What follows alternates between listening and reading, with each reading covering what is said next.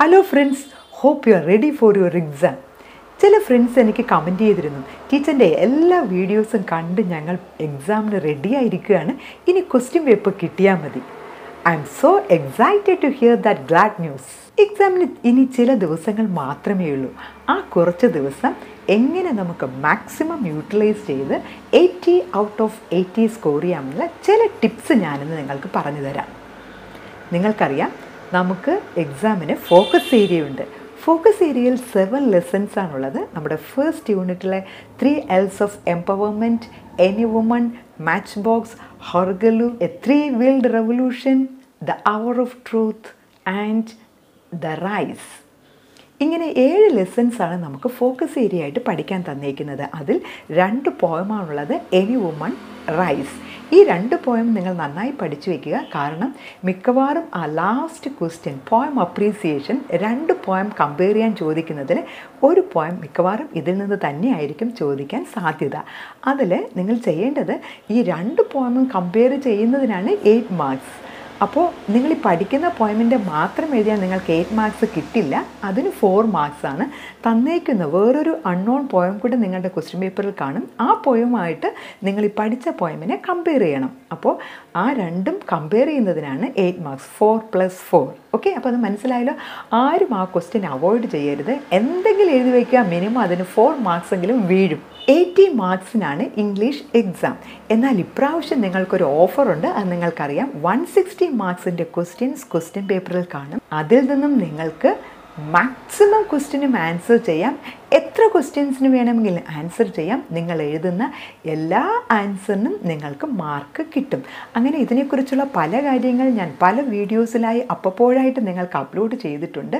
അതെല്ലാം നിങ്ങൾ ഡീറ്റെയിൽ ആയിട്ട് സമയം കിട്ടുവാണെങ്കിൽ നോക്കുക. അല്ലെങ്കിൽ ഞാൻ എല്ലാത്തിനും ഒരു ഷോർട്ടായിട്ടൊന്ന് പറയാൻ ഉദ്ദേശിക്കുകയാണ്. ഈ 160 മാർക്സിൽ മാക്സിമം ക്വസ്റ്റ്യൻസും ഫോക്കസ് ഏരിയയിൽ നിന്നായിരിക്കും. ചിലർ ചോദിക്കാറുണ്ട്, അപ്പോൾ ഈ ഫോക്കസ് ഏരിയ മാത്രം പഠിച്ചാൽ നമുക്ക് 80 മാർക്സും സ്കോർ ചെയ്യാൻ പറ്റുമോ? എൻ്റെ ഒരു സജഷൻ, നിങ്ങൾ ഫോക്കസ് ഏരിയയിൽ നിന്ന് മാക്സിമം നന്നായി പഠിക്കുക. അതിനോടൊപ്പം മറ്റ് ലെസൺസും നിങ്ങളെക്കൊണ്ട് പറ്റുന്ന തരത്തിലുള്ള ക്വസ്റ്റ്യൻ ആൻസേഴ്സ് പഠിച്ചു വയ്ക്കുക. കാരണം ഫോക്കസ് ഏരിയയിൽ നിന്നും ചോദിക്കുന്ന ക്വസ്റ്റ്യൻസ് നിങ്ങൾക്ക് ചിലപ്പോൾ അത് നന്നായിട്ട് എഴുതി അതിന് ഫുൾ മാർക്കും കിട്ടണമെന്നില്ല. അതുകൊണ്ട് മറ്റ് ലെസൺസും കൂടെ നിങ്ങൾ പഠിച്ചിട്ട് പോകുന്നതാണ് നല്ലത്. എല്ലാ വർഷവും സ്ഥിരമായി ചോദിക്കുന്ന കുറേ ക്വസ്റ്റ്യൻസിൻ്റെ പാറ്റേൺ ഉണ്ട്. അത് നിങ്ങൾക്ക് മനസ്സിലാകുന്നതിന് വേണ്ടി ഷുവർ ക്വസ്റ്റ്യൻസ് അത് നിങ്ങൾ നോക്കിയിട്ട് പോകൂ എന്ന് പറഞ്ഞ് ഞാനൊരു വീഡിയോ തന്നിട്ടുണ്ട്. അതിലെ ക്വസ്റ്റ്യൻസ് നിങ്ങൾ അതിലെ ഫോമാറ്റ് നന്നായിട്ടൊന്ന് മനസ്സിലാക്കി വെച്ച് പഠിച്ചിട്ട് പോവുക. അതിൽ നിന്ന് എന്തായാലും ഉറപ്പായും കുറേ ക്വസ്റ്റ്യൻസ് കാണും. അപ്പോൾ മറ്റൊരു കാര്യം കൂടി ഞാൻ പറയട്ടെ, എക്സാം കഴിഞ്ഞതിന് ശേഷം ഞാൻ പറഞ്ഞതിൽ നിന്നും ക്വസ്റ്റ്യൻസ് വന്നു എങ്കിൽ നിങ്ങൾ എനിക്ക് മറക്കാതെ കമൻറ്റ് ചെയ്യണം. ആ ക്വസ്റ്റ്യൻ എനിക്ക് എഴുതാൻ പറ്റി, ഈ ക്വസ്റ്റ്യൻ എഴുതാൻ പറ്റി, ഞാൻ നിങ്ങൾക്കൊരു സഹായമായിരുന്നു എന്ന് കേൾക്കുന്നു. അതെനിക്ക് മറ്റ് +1 കുട്ടികളെ സഹായിക്കുന്നതിനും എന്നെ ഇൻസ്പയർ ചെയ്യും. ഓക്കെ, ഓരോ ക്വസ്റ്റ്യനും എങ്ങനെയാണ് നമ്മൾ ആൻസർ ചെയ്യേണ്ടതെന്ന് മനസ്സിലാകുന്നതിന് വേണ്ടി മോഡൽ എക്സാമിൻ്റെ ക്വസ്റ്റ്യൻ പേപ്പർ ഞാൻ ഫുൾ ഓരോ ക്വസ്റ്റ്യനും വായിച്ച് ഓരോ ക്വസ്റ്റ്യനും നമ്മൾ എങ്ങനെ എഴുതണമെന്നത് ഞാൻ ഡീറ്റെയിൽഡ് ആയിട്ട് പറഞ്ഞിട്ടുണ്ട്. ആ ക്വസ്റ്റ്യൻസ് നിങ്ങളൊന്ന് ജസ്റ്റ് സമയം കിട്ടുകയാണെങ്കിൽ ആ ക്വസ്റ്റ്യൻ പേപ്പർ ഡിസ്കഷൻ ഒന്ന് കേട്ടിട്ട് പോവുക. അതിൽ ഞാൻ പറയുന്നുണ്ട് ഓരോ ക്വസ്റ്റ്യനും നമ്മൾ എത്ര എഴുതണം. ഇപ്പോഴും പലരുടെയും ഡൗട്ടാണിത്. നിങ്ങളൊരു പ്രാവശ്യം കൂടെ ശ്രദ്ധിക്കുക. 1 മാർക്കിൻ്റെ question 1 sentence is enough. 2 marks question 2 sentences R enough. പിന്നെ 4 മാർക്സിൻ്റെ ക്വസ്റ്റ്യൻ ആണെങ്കിൽ നിങ്ങൾക്ക് ഇപ്രാവശ്യം ധാരാളം ക്വസ്റ്റ്യൻസ് അറ്റൻഡ് ചെയ്യേണ്ടതുള്ളത് കൊണ്ട് ധാരാളം എഴുതി നിങ്ങൾ സമയം വേസ്റ്റ് ചെയ്യരുത്. കുറച്ച് ഷോർട്ടായിട്ട് എഴുതി പോവുക. നിങ്ങൾ എത്രയാണോ എഴുതുന്നത് എന്തായാലും അതിനുള്ള മാർക്സ് നിങ്ങൾക്ക് കിട്ടും. അപ്പോൾ 4 മാർക്സിൻ്റെ ക്വസ്റ്റ്യന് നിങ്ങളൊരു ഹാഫ് പേജ് എന്ന് പറഞ്ഞാൽ ഒരു പേപ്പറിൻ്റെ ഒരു സൈഡാണ്. ഓക്കെ, ആ ഒരു പേപ്പറിൻ്റെ ഒരു സൈഡിൻ്റെ ഹാഫ് എഴുതിയാൽ മതി 4 മാർക്സിന്. 6 മാർക്സിന് ഒരു 1 പേജ് അല്ലെങ്കിൽ ഒരു 1.25 പേജ് മാത്രം എഴുതുക. 8 മാർക്സിൻ്റെ ക്വസ്റ്റ്യന് 2 പേജ് എന്ന് പറഞ്ഞാൽ ഒരു പേപ്പർ അല്ലേ, ഒരു പേപ്പറിൻ്റെ 2 സൈഡും എഴുതുക. അത്രയും മതി. അങ്ങനെ നിങ്ങൾ എഴുതിയാൽ ഇപ്രാവശ്യം നിങ്ങൾക്ക് മാക്സിമം ക്വസ്റ്റ്യൻസും അറ്റൻഡ് ചെയ്യാൻ പറ്റുള്ളൂ. മാക്സിമം നിങ്ങൾക്ക് മാർക്ക് കിട്ടട്ടെ. എത്രയാണോ കിട്ടുന്നത് അതെല്ലാം ആഡ് ചെയ്ത് നിങ്ങൾക്ക് അതിൻ്റെ ടോട്ടൽ 80 വരുമ്പോൾ ആ ലിമിറ്റിൽ നിൽക്കും കേട്ടോ. അപ്പോൾ എല്ലാവർക്കും 80 ഔട്ട് ഓഫ് 80 കിട്ടുന്നതിന് വേണ്ടി നിങ്ങൾ ശ്രമിക്കുക. ഫോക്കസ് ഏരിയയിൽ നിന്ന് അല്ലാതെ ഏതൊക്കെ യൂണിറ്റ്സിൽ നിന്നും ഏതൊക്കെ ടൈപ്പ് ക്വസ്റ്റ്യൻസ് ചോദിക്കാം എന്ന് നിങ്ങൾ പഠിക്കുന്നതിന് വേണ്ടി ഞാൻ യൂണിറ്റ് വൈസ് അല്ലെങ്കിൽ ലെസൺ വൈസ് ചാപ്റ്റർ വൈസ് ഓരോ ലെസണും ഞാൻ ഡിസ്കസ് ചെയ്ത് അതിലെ ഇമ്പോർട്ടൻറ്റ് ക്വസ്റ്റ്യൻസ് എല്ലാം ഞാൻ പറഞ്ഞു തന്നിട്ടുണ്ടായിരുന്നു. ആ വീഡിയോ നിങ്ങൾക്കുണ്ട്. അപ്പോൾ ഞാൻ നിങ്ങൾക്ക് ഒരു പ്രാവശ്യം കൂടെ ഈസിയായി ക്ലിക്ക് ചെയ്യുന്നതിന് വേണ്ടി ഇതിൻ്റെ ഡിസ്ക്രിപ്ഷൻ ബോക്സിൽ അങ്ങനത്തെ എല്ലാ വീഡിയോസിൻ്റെയും ലിങ്ക് ഞാൻ നിങ്ങൾക്ക് നൽകാം. ടെക്സ്റ്റ് നന്നായി വായിക്കുക. കാരണം ക്വസ്റ്റ്യൻസ് എല്ലാം ടെക്സ്റ്റ് ബേസ്ഡ് ആയിരിക്കും. അപ്പോൾ ടെക്സ്റ്റിലുള്ള കുറേ സെൻറ്റൻസുകൾ നിങ്ങൾ കോട്ട് ചെയ്ത് എഴുതുകയാണെങ്കിൽ അത് വാല്യൂ ചെയ്യുന്ന ടീച്ചറിന് മനസ്സിലാവും ഈ കുട്ടി ടെക്സ്റ്റ് വായിച്ചിട്ടുണ്ട്, ഈ കുട്ടിക്ക് മെയിൻ പോയിൻറ്റ്സ് അറിയാം. അപ്പോൾ അറിയാതെ തന്നെ നിങ്ങൾക്ക് മാക്സിമം മാർക്കും അവിടെ വീഴും. ഓരോ ലെസൺസും ബേസ് ചെയ്ത് നമുക്ക് എഴുതാൻ പറ്റുന്ന കോഡ്സ് ഞാനൊരു വീഡിയോ തന്നിട്ടുണ്ടായിരുന്നു. അതിൽ നിന്ന് നിങ്ങൾക്ക് പഠിക്കാൻ പറ്റുന്ന സിമ്പിളായിട്ടുള്ള കോഡ്സ് പഠിച്ചു വയ്ക്കുക. അത് നിങ്ങൾക്ക് പാരഗ്രാഫ് ക്വസ്റ്റ്യനോ എസ്സേ റൈറ്റിങ്ങിലോ സ്പീച്ചിൻ്റെ സ്റ്റാർട്ടിങ്ങിലോ എൻഡിങ്ങിലോ ഒക്കെ നിങ്ങൾക്കത് യൂസ് ചെയ്യാം. പിന്നെ നിങ്ങൾ ശ്രദ്ധിക്കുക, ഓരോ ക്വസ്റ്റ്യനും അതിൻ്റെ സ്റ്റാർട്ടിംഗ് സെൻറ്റൻസ്, ഓപ്പണിംഗ് സെൻറ്റൻസും എൻഡിങ് സെൻറ്റൻസും എല്ലാം നല്ല സെൻറ്റൻസ് എഴുതാൻ ശ്രദ്ധിക്കുക. അത് നിങ്ങൾക്ക് കൂടുതൽ മാർക്ക് കിട്ടുന്നതിന് ഇടയാകും. ഓരോ ലെസൺസിൽ നിന്നും കുറേ കാര്യങ്ങളെങ്കിലും നിങ്ങളൊന്ന് പഠിച്ചിട്ട് പോവുക. കാരണം ആ ലെസൺ ബേസ് ചെയ്ത് അഥവാ നിങ്ങൾക്ക് ചോദിക്കുന്ന ക്വസ്റ്റ്യൻ ആൻസർ ചെയ്യാൻ പറ്റിയില്ല എങ്കിലും നിങ്ങൾ പഠിച്ചിട്ട് പോകുന്ന കാര്യങ്ങളെങ്കിലും ഒന്ന് എഴുതുക. അത് ജസ്റ്റ് പാസ്സാകുന്നവർക്ക് വേണ്ടിയാണ് ഞാൻ ഈ ടിപ്പ് പറഞ്ഞത്. എന്നാൽ മാക്സിമം മാർക്ക് സ്കോർ ചെയ്യേണ്ടവർ നല്ലവണ്ണം അതിൻ്റെ തീം അല്ലെങ്കിൽ അതിലെ മെയിൻ പോയിൻറ്റ്സ് പഠിച്ചിട്ട് തന്നെ പോകണം. പെട്ടെന്ന് ക്വസ്റ്റ്യൻസ് കാണുമ്പോൾ ചിലപ്പോൾ നിങ്ങൾക്കൊന്നും അറിയില്ല എന്നൊരു ഫീലിംഗ് തോന്നിയാലും നിങ്ങൾ ഡെസ്പ് ആകരുത്. വീണ്ടും വീണ്ടും ആ ക്വസ്റ്റ്യൻ വായിക്കുക. നിങ്ങൾക്ക് അതിൽ നിന്നും എഴുതാൻ എന്തെങ്കിലും ഐഡിയാസ് കിട്ടും. ആ ലെസൺ ബേസ് ചെയ്ത് എന്തെങ്കിലും എഴുതുക. ക്വസ്റ്റ്യൻ പാറ്റേൺ എങ്ങനെയായിരിക്കുമെന്ന് ഞാനൊരു വീഡിയോ തന്നു. എന്നാലും ഞാനൊന്ന് പറയട്ടെ. ക്വസ്റ്റ്യൻ പാറ്റേൺ നിങ്ങൾക്കറിയാം. നമ്മുടെ ആദ്യത്തെ ക്വസ്റ്റ്യൻ ഒരു പാസേജ് തന്നതിന് ശേഷം അതിൽ നിന്നും സിമ്പിൾ ക്വസ്റ്റ്യൻ ആൻസേഴ്സ് എഴുതാനായിരിക്കും. അതിൽ 1 മാർക്ക് 2 മാർക്സിൻ്റെയൊക്കെ ക്വസ്റ്റ്യൻസ് കാണും. മാർക്ക് നോക്കി വേണം എപ്പോഴും ഏത് ക്വസ്റ്റ്യൻ നിങ്ങൾ ആൻസർ ചെയ്യാൻ. അതുപോലെ പോയമിൽ നിന്നും 4 ലൈൻസ് തന്നതിന് ശേഷം അതിൽ നിന്നും സിമ്പിൾ ക്വസ്റ്റ്യൻസ് എഴുതാൻ ചോദിക്കും. 1 മാർക്ക് ഓർ 2 മാർക്സ് ക്വസ്റ്റ്യൻ. അപ്പോൾ അതും സിമ്പിളായിരിക്കും, നിങ്ങൾക്ക് എഴുതാൻ പറ്റും. അത് നിങ്ങൾ എഴുതുക. അതിലെ പോയറ്റിക് ഡിവൈസസ്, ഫിഗേഴ്സോ സ്പീച്ച് അതൊക്കെ ബേസ് ചെയ്തായിരിക്കും ക്വസ്റ്റ്യൻ. അതൊക്കെ ജസ്റ്റ് ഒന്ന് ആ ഓരോ പോയമിൻ്റെയും പോയം അനാലിസിസ് അതൊക്കെ നിങ്ങൾ പഠിച്ചു വയ്ക്കുക. എനി വുമൻ്റെ പോയം അനാലിസിസ് ഞാൻ തന്നിട്ടുണ്ട്. അതുപോലെ റൈസിലെ ഇമ്പോർട്ടൻറ്റ് ക്വസ്റ്റ്യൻസ് തന്നിട്ടുണ്ട്. മിക്കവാറും എല്ലാ ചാപ്റ്റേഴ്സിൻ്റെയും എല്ലാ ലെസൻ്റെയും ഇമ്പോർട്ടൻ്റ് ആയ ക്വസ്റ്റ്യൻസ് എല്ലാം ഞാൻ അപ്ലോഡ് ചെയ്ത് തന്നിട്ടുണ്ട്. ഷുവറായിട്ടും എനിക്ക് ഉറപ്പിച്ച് പറയാം, നിങ്ങൾക്ക് ഫുൾ മാർക്കും സ്കോർ ചെയ്യാനുള്ള ആൻസേഴ്സ് ആ വീഡിയോസിൽ നിന്ന് നിങ്ങൾക്ക് കിട്ടും. 8 മാർക്സിൻ്റെ ക്വസ്റ്റ്യൻസ് ഒന്നും നിങ്ങൾ അവോയ്ഡ് ചെയ്യരുത്. കാരണം അതിൽ നിങ്ങൾക്ക് അതിൻ്റെ ഫോമാറ്റ് അല്ലെങ്കിൽ സ്പീച്ച്, എസ്സേ, ആർട്ടിക്കിളൊക്കെ ആണെങ്കിൽ അതിൻ്റെ ഫോമാറ്റ് അറിയാമല്ലോ. സ്പീച്ചിൻ്റെ ആ ഒരു തുടക്കം, പിന്നെ നിങ്ങൾക്ക് എന്തെങ്കിലും അറിയാവുന്നതെങ്കിലും എഴുതുക. ആർട്ടിക്കിൾ, എസ്സേ ചോദിക്കുകയാണെങ്കിൽ ഒരു ടൈറ്റിൽ കൊടുക്കുക. നിങ്ങൾ പാരഗ്രാഫ് ഡിവൈഡ് ചെയ്ത് നിങ്ങൾക്ക് അറിയാൻ പറ്റുന്ന കാര്യങ്ങളെങ്കിലും ഒന്ന് എഴുതുക. എന്തെങ്കിലും എഴുതുക. അതിനെല്ലാം നിങ്ങൾ എന്താണോ എഴുതുന്നത് നിങ്ങളുടെ ലാംഗ്വേജ്, അതിലെ തീം, അതിലെ പോയിൻറ്റ്സ് ഒക്കെ ബേസ് ചെയ്ത് അത് നിങ്ങൾക്ക് മാർക്ക് കിട്ടും. മറ്റൊരു കാര്യം, ഏതെങ്കിലും ക്വസ്റ്റ്യന് ഹിൻസ് തന്നിട്ടുണ്ടെങ്കിൽ ആ ഹിൻസ് നിങ്ങളുടെ ആൻസറിൽ ഡെവലപ്പ് ചെയ്തിരിക്കണം. നിങ്ങളുടെ ആൻസർ എന്ന് പറയുന്നത് ആ ഹിൻസ് ഡെവലപ്പ് ചെയ്യുന്നതായിരിക്കണം. അതുപോലെ ഇമ്പോർട്ടൻ്റ് ആയിട്ടുള്ള പോയിൻറ്റ്സ് നിങ്ങൾ ജസ്റ്റ് അണ്ടർലൈൻ ചെയ്യണം. ടൈറ്റിൽ ഉണ്ടെങ്കിൽ ടൈറ്റിൽ അണ്ടർലൈൻ ചെയ്യുക. അതൊക്കെ നിങ്ങൾ എഴുതുന്ന സമയത്ത് അപ്പം തന്നെ വരച്ച് പോവുക. പിന്നൊരു സമയം വരയ്ക്കാനായിട്ടൊന്നും നമുക്ക് സമയം കിട്ടില്ല. ചെയ്യേണ്ട കാര്യങ്ങൾ അപ്പം തന്നെ ചെയ്ത് പോവുക. പിന്നെ എല്ലാ ക്വസ്റ്റ്യൻസിൻ്റെയും ഫോമാറ്റ് ഒന്ന് പഠിച്ചിട്ട് പോവുക. ഇമെയിൽ, ലെറ്റർ അതൊക്കെ ഫോമാറ്റ് പഠിച്ചിട്ട് പോവുക. ജസ്റ്റ് ആ ഫോമാറ്റിനെങ്കിലും നിങ്ങൾക്ക് 1 or 2 മാർക്സ് വീഴും. ഒരു ക്യാരക്ടർ സ്കെച്ച് എന്തായാലും കാണും, ഒരു സ്പീച്ച് കാണും, എസ്സേ, ആർട്ടിക്കിൾ, പോയം അപ്രീസിയേഷൻ 8 മാർക്സിൻ്റെ ക്വസ്റ്റ്യൻ, ദെൻ ലെറ്റർ ഏതെങ്കിലും ഒരു ലെറ്റർ കാണാം. That may be a friendly letter, official letter to the editor, letter of enquiry or job application. അല്ലേ, ഞാൻ പറഞ്ഞിട്ടുണ്ട് ഇപ്രാവശ്യം മിക്കവാറും job application with a resume 8 മാർക്സിൻ്റെ ക്വസ്റ്റ്യൻസ് നമുക്ക് എക്സ്പെക്റ്റ് ചെയ്യാം. അത് ലാസ്റ്റ് ആയിരിക്കും. ഒരു അഡ്വർടൈസ്മെൻറ്റ്, ഒരു പരസ്യം തന്നതിന് ശേഷം ആ ജോലിക്ക് വേണ്ടി അപ്ലൈ ചെയ്യുന്ന ഒരു ആപ്ലിക്കേഷനും അതിന് നിങ്ങളുടെ ബയോഡേറ്റയും എഴുതാനായിരിക്കും ആ ക്വസ്റ്റ്യൻ. ഇൻ്റർവ്യൂ റൈറ്റിങ്ങിൻ്റെ ഒരു ക്വസ്റ്റ്യൻ കാണും. ഇൻ്റർവ്യൂവിന് നമുക്ക് ചിലപ്പോൾ ഒരാളുമായിട്ടുള്ള ഇൻ്റർവ്യൂ ആയിരിക്കും. 6 മാർക്സ് ആണെങ്കിൽ നിങ്ങൾ ഇൻ്റർവ്യൂവിന് ശ്രദ്ധിക്കുക. 6 മാർക്സിൻ്റെ ക്വസ്റ്റ്യൻ ആണെങ്കിൽ അതിൽ 3 ഡയലോഗ്സ് കമ്പൽസറിയാണ്. കാരണം ഡയലോഗ് എന്ന് പറഞ്ഞാൽ നമ്മൾ അങ്ങോട്ട് ചോദിക്കുന്ന ഒരു ക്വസ്റ്റ്യനും അയാളുടെ ഒരു റിപ്ലൈയും. അപ്പോൾ ഇൻ്റർവ്യൂ എഴുതുമ്പോൾ നിങ്ങൾ ശ്രദ്ധിക്കേണ്ടത് നിങ്ങൾ ആ ചോദിക്കുന്ന ക്വസ്റ്റ്യൻ ഫോമാറ്റ് കറക്റ്റ് ആയിരിക്കണം. അത് ഞാൻ ഒരു വീഡിയോയിൽ കറക്റ്റായിട്ട് പറയുന്നുണ്ട്. ഏത് ഇൻ്റർവ്യൂവിൻ്റെ ക്വസ്റ്റ്യൻ വന്നാലും നിങ്ങൾക്ക് ചോദിക്കാവുന്ന ക്വസ്റ്റ്യനും അതിൻ്റെ പോസിബിൾ റെസ്പോൺസും അതിൽ പറയുന്നത് ജസ്റ്റ് അതെങ്കിലും ഒന്ന് പഠിച്ചിട്ട് പോവുക.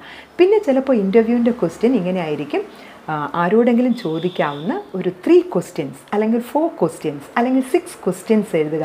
അപ്പോൾ ക്വസ്റ്റ്യൻ നന്നായി വായിക്കണം. കാരണം അത് ക്വസ്റ്റ്യൻസ് മാത്രം എഴുതാൻ ചോദിക്കുകയാണെങ്കിൽ നിങ്ങൾ ക്വസ്റ്റ്യൻസ് മാത്രം എഴുതിയാൽ മതി. വെറുതെ ആ ഒരു ഇൻ്റർവ്യൂവിൻ്റെ ഫോമാറ്റ് ഒന്നും വേണ്ട. അപ്പോൾ ക്വസ്റ്റ്യൻ നന്നായിട്ട് വായിക്കുമല്ലോ. പിന്നെ ബ്ലർബ് അല്ലെങ്കിൽ ബ്ലോഗ്, അതിലേതെങ്കിലും ഒരു ക്വസ്റ്റ്യൻ നമുക്ക് എക്സ്പെക്റ്റ് ചെയ്യാം. ബ്ലർബും ബ്ലോഗും തമ്മിൽ മാറിപ്പോകരുത്. ബ്ലർബ് എന്ന് പറഞ്ഞാൽ ഒരു ടെക്സ്റ്റിൻ്റെ ബാക്ക് കവറിൽ അപ്പോൾ വിൽക്കുമ്പോൾ അത് നല്ലൊരു സെയിൽ കിട്ടുന്നതിന് വേണ്ടി എഴുതുന്നതാണ് ബ്ലർബ്. ഒരു ബുക്കിൻ്റെ ബാക്ക് കവറിൽ എഴുതുന്നത് അത് വളരെ അട്രാക്റ്റീവായിട്ട് എഴുതും. അത് ബ്ലർബ് റൈറ്റിങ്ങിൻ്റെ ഒരു വീഡിയോ ഉണ്ട്, നിങ്ങൾ ജസ്റ്റ് നോക്കുക. ബ്ലോഗ് എന്ന് പറഞ്ഞാൽ അറിയാം, നമ്മുടെ ഒരു ഒപ്പീനിയൻ നമ്മൾ വെബ്സൈറ്റിൽ എഴുതി വിടുന്നതാണ്. അത് ഏതിനെക്കുറിച്ച് ബ്ലോഗ് എഴുതാൻ ചോദിക്കുന്നോ അതിൻ്റെ ടൈറ്റിൽ കൊടുക്കുക, നമ്മുടെ പേര് /ഡേറ്റ്, പിന്നെ നമ്മളങ്ങ് എഴുതുക. എല്ലാം പാരഗ്രാഫ് ഡിവൈഡ് ചെയ്ത് എഴുതാൻ ശ്രദ്ധിക്കുക. ഒറ്റ പാരഗ്രാഫ് അല്ല. പാരഗ്രാഫ് ക്വസ്റ്റ്യൻ ആണെങ്കിൽ നമുക്ക് ഒറ്റ പാരഗ്രാഫിൽ എഴുതാം. അല്ല റൈറ്റപ്പ്, എസ്സേ, ആർട്ടിക്കിൾ, അതെല്ലാം നമ്മൾ പാരഗ്രാഫ് ഡിവൈഡ് ചെയ്ത് എഴുതാൻ ശ്രദ്ധിക്കുക. ഒരു ഇമെയിൽ ചോദിക്കാം. ഇമെയിലിൻ്റെ ഫോമാറ്റ് അറിയാമല്ലോ. ഫോർ ആൻഡ് എഗെയിൻസ്റ്റ് ക്വസ്റ്റ്യൻസ് ചോദിക്കാൻ ചാൻസ് ഉണ്ട്. അത് 2 മാർക്സ്, 3 മാർക്സ് അല്ലെങ്കിൽ 4 മാർക്സിനായിരിക്കും.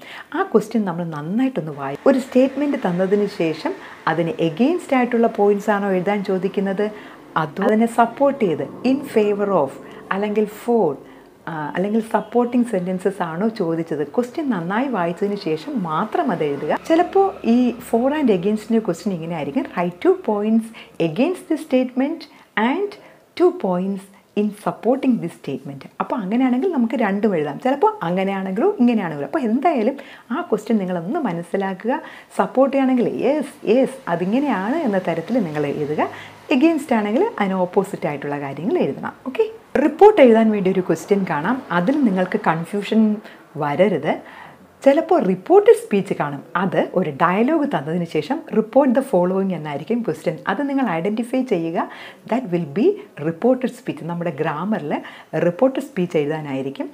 അതിനും നിങ്ങൾ അത് ആൻസർ ചെയ്യണം. ചിലപ്പോൾ അതൊക്കെ കറക്റ്റ് ആകും. പിന്നെ ഗ്രാമർ എഴുതുമ്പോൾ നിങ്ങൾ ശ്രദ്ധിക്കേണ്ട മറ്റൊരു കാര്യം, ഗ്രാമറിൻ്റെ ഫുൾ സെൻറ്റൻസ് അല്ലെങ്കിൽ ഇപ്പോൾ കംപ്ലീറ്റ് ദ ഫോളോയിങ് ഒക്കെ വരുമ്പോൾ ആ ഫില്ലപ്പ് ചെയ്യേണ്ട വേർഡ്സ് മാത്രം എഴുതിയാൽ മതി. ജസ്റ്റ് വേർഡ്സ് മാത്രം, ആൻസേഴ്സ് മാത്രം. ക്വസ്റ്റ്യൻ നമ്പർ കറക്റ്റായിട്ട് ഇടുക, അതിൽ ആൻസേഴ്സ് മാത്രം എഴുതുക. ആ ഫുൾ സെൻറ്റൻസ് ഒന്നും എഴുതി നിങ്ങൾ ടൈം വേസ്റ്റ് ചെയ്യരുത്. അപ്പോൾ റിപ്പോർട്ട് ദ ഫോളോയിങ് എന്ന് പറഞ്ഞാൽ ഡയലോഗ് തന്നാൽ അത് റിപ്പോർട്ട് സ്പീച്ച് ആയിരിക്കും. അല്ലെങ്കിൽ ഒരു നോട്ടീസ് തന്നതിന് ശേഷം write a report of the programme, അങ്ങനെയാണെങ്കിൽ ആ പ്രോഗ്രാമിനെ റിപ്പോർട്ട് ചെയ്യുക. ചിലപ്പോൾ ഒരു സെമിനാർ റിപ്പോർട്ടായിരിക്കാം, അതിന് നമ്മൾ റിപ്പോർട്ട് ചെയ്യുക. അതിൻ്റെ ഹെഡിങ് കൊടുക്കുക, എല്ലാം പാസ്റ്റ് ഫോമിൽ എഴുതുക. അപ്പോൾ എങ്ങനെ നമുക്കൊരു സെമിനാർ അല്ലെങ്കിൽ പ്രോഗ്രാമിൻ്റെ റിപ്പോർട്ട് എഴുതാമെന്നുള്ളൊരു വീഡിയോ ഉണ്ട്, അത് നിങ്ങൾ കണ്ടിരിക്കും അല്ലെങ്കിൽ കാണുക. അപ്പോൾ ഈ ചാനൽ സെർച്ച് ചെയ്യാൻ പലർക്കും ഇപ്പോഴും അറിയില്ല. എങ്ങനെയാണ് അതിൽ ഓരോ വീഡിയോസും ടീച്ചർ അതിൻ്റെ ലിങ്ക് തരാമോ എന്ന് ചോദിക്കുന്നുണ്ട്. ലിങ്ക് നിങ്ങൾക്ക് തരുന്നതിനേക്കാളും നിങ്ങളത് സെർച്ച് ചെയ്യുന്നതാണ് ഈസി. ഞാൻ ഒരു പ്രാവശ്യം കൂടെ പറയാം. ഈ വീഡിയോയുടെ താഴെ എൻ്റെ ഒരു ഫോട്ടോ കാണുന്നില്ലേ, അത് ക്ലിക്ക് ചെയ്യുക. നേരെ നിങ്ങൾ എൻ്റെ ചാനലിലേക്ക് ചെല്ലും. അതിൽ എല്ലാ വീഡിയോസും ഉണ്ട്. ഓരോ വീഡിയോസിൻ്റെ മുകളിൽ ഞാൻ സെപ്പറേറ്റ് തരുന്നുണ്ട്. +1 ഇംഗ്ലീഷ്, +2 ഇംഗ്ലീഷ്, +1 ആൻഡ് +2 ഇംഗ്ലീഷ്. ചില ആക്ടിവിറ്റീസ് +1കാർക്കും +2കാർക്കും അത് വേണ്ടതാണ്, അത് അങ്ങനെ എഴുതുന്നുണ്ട്. അല്ല +2കാർക്ക് സെപ്പറേറ്റ് ഉള്ളത് ഞാൻ എല്ലാത്തിലും എഴുതിയിട്ടുണ്ട് +2 ഇംഗ്ലീഷ്. അപ്പോൾ +2 ഇംഗ്ലീഷ് എന്ന ടൈറ്റിൽ കാണുന്ന എല്ലാം ക്ലിക്ക് ചെയ്യുക. അല്ലെങ്കിൽ നമ്മുടെ ലെസൺ ബേസ് ചെയ്ത ക്വസ്റ്റ്യൻസ് കാണുമ്പോൾ നിങ്ങൾക്ക് മനസ്സിലാവുമല്ലോ, അതൊക്കെ ഒന്ന് ക്ലിക്ക് ചെയ്ത് എല്ലാം റീക്യാപ്പ് ചെയ്ത് വെക്കുക. പിന്നെ ചിലപ്പോൾ ന്യൂസ് പേപ്പർ റിപ്പോർട്ടായിരിക്കാം ചോദിക്കുന്നത്. അപ്പോൾ ന്യൂസ് പേപ്പർ റിപ്പോർട്ട് എങ്ങനെ നമുക്കൊരു എക്സലൻറ്റ് ന്യൂസ് പേപ്പർ റിപ്പോർട്ട് എഴുതാമെന്നുള്ള വീഡിയോയും ഞാൻ ജസ്റ്റ് 2 ദിവസത്തിന് മുന്നേ അത് അപ്ലോഡ് ചെയ്തിട്ടുണ്ട്, അതൊന്ന് കേൾക്കുക. അപ്പോൾ പ്രൊഫൈൽ റൈറ്റിംഗ് എന്തായാലും കാണും. ആരെങ്കിലും കുറിച്ചുള്ള ഹിൻസ് കാണും. ഹെഡിങ് എഴുതുക, പ്രൊഫൈൽ റൈറ്റിംഗ് നീറ്റായിട്ട് എഴുതുക. ഓക്കെ. മറ്റൊരു ടൈപ്പ് ക്വസ്റ്റ്യനാണ് പാനൽ ഡിസ്കഷൻ ബേസ് ചെയ്ത് ഏതെങ്കിലും അതിനൊരു പേപ്പർ പ്രസൻറ്റ് ചെയ്യാനുള്ളത് തയ്യാറാക്കുമെന്നാണ്. അപ്പോൾ അതൊന്നും വലിയ ബുദ്ധിമുട്ടുള്ള കാര്യമല്ല. ഏത് ടോപ്പിക്കിനെ കുറിച്ചാണോ പേപ്പർ പ്രസൻറ്റ് ചെയ്യാൻ ചോദിക്കുന്നത് അതിന് ടൈറ്റിൽ കൊടുക്കുക. അതിൻ്റെ കാര്യങ്ങൾ നിങ്ങൾക്ക് അറിയാവുന്ന തരത്തിൽ പാരഗ്രാഫ് ഡിവൈഡ് ചെയ്ത് എഴുതുക. എന്തായാലും ഒരു മിനിമം മാർക്കെങ്കിലും നിങ്ങൾക്ക് കിട്ടും. കേട്ടോ. പിന്നെ നിങ്ങൾ കൂടുതൽ എഴുതി ടൈം വേസ്റ്റ് ചെയ്യരുത്. വളരെ ഷോർട്ടായിട്ട് ഇപ്രാവശ്യം കാര്യങ്ങൾ എഴുതുക. മാക്സിമം എഴുതുന്നതിന് വേണ്ടി ട്രൈ ചെയ്യുക. മാക്സിമം കാര്യങ്ങൾ എഴുതുമ്പോൾ നിങ്ങൾക്ക് ഒത്തിരി പേജ് ടീച്ചറിൻ്റെ കയ്യിൽ നിന്നും അഡീഷണൽ ഷീറ്റ് വാങ്ങേണ്ടി വരും. ഓരോ അഡീഷണൽ ഷീറ്റ് വാങ്ങുമ്പോഴും നിങ്ങൾ മറന്നു പോകാതെ അഡീഷണൽ ഷീറ്റിൽ നമ്പർ ഇടുക.